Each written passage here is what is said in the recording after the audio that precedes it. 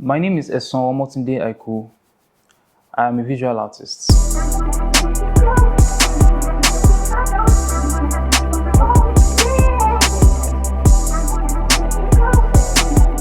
My journey into fine arts began, as far as I can remember, when I was still in nursery school.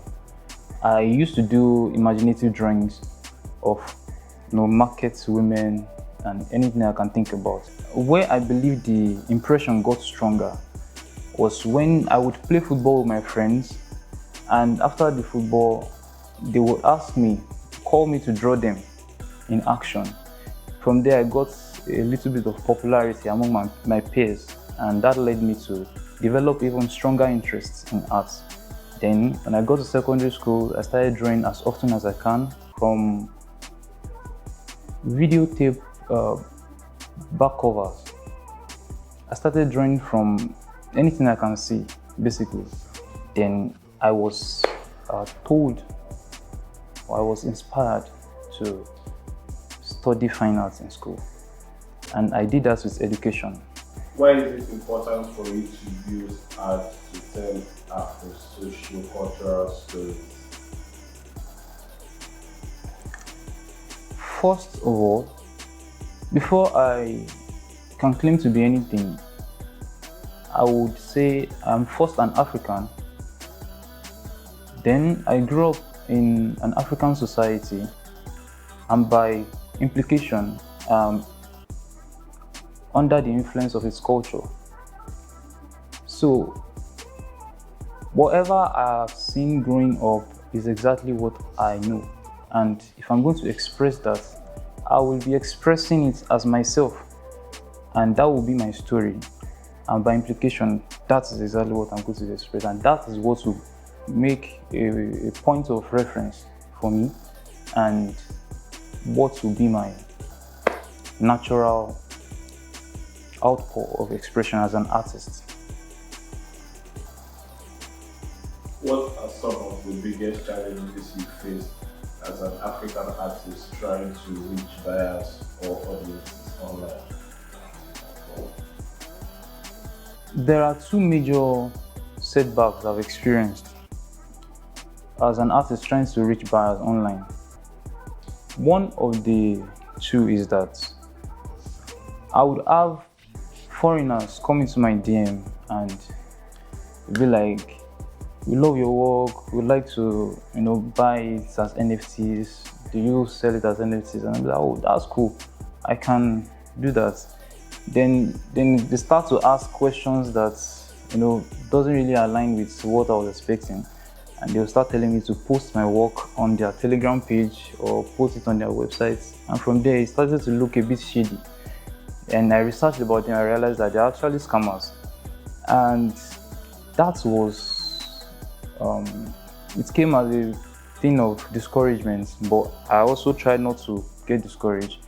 Now, the second one is when you have foreigners. There's this stereotype against Nigerians that we're all scammers. So we have people that genuinely want to work with the artists and they would like to get my work. They would ask, after we've gone a bit far into the discussion, they just ask, which country are you from? I'll say, I'm a Nigerian. Then I'll not hear from them again. And that's really got me off. It puts me off all the time, because they will raise my hope up and they will crash it. Then there are people that, this same set of people, they would, at a point, I started to not lie, because I cannot lie, because it's not ideal. So I started to say, I'm an African. Then they will go ahead and say, okay, from where in Africa? And I'll say, from Nigeria. They will still not, reach out or continue the conversation. So this is one of the major, these two are major setbacks for me online as an artist trying to reach buyers. So basically, I place more focus on offline selling, although I still work online, but I don't put that much expectation because of these setbacks on online sales as much as I used to. You see platforms like Digital Escape Marketplace changing things for artists? Okay, so one of the beautiful things about this is that I don't have to explain to the buyers who I am.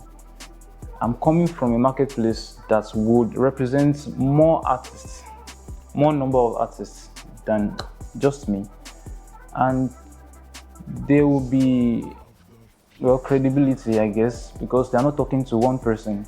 It's just a representation of artists that are like-minded like me, and that is a win for me too, because I don't want to be asked or be stereotyped based on where I'm from, because before I can sell my art or before anybody gets to experience how special my art is. So that's one thing I appreciate about the platform. What excites you most about the future of African art in this new digital space? Okay, so what excites me about the the new digital community when it comes to art is that art is now serving us now better than it used to.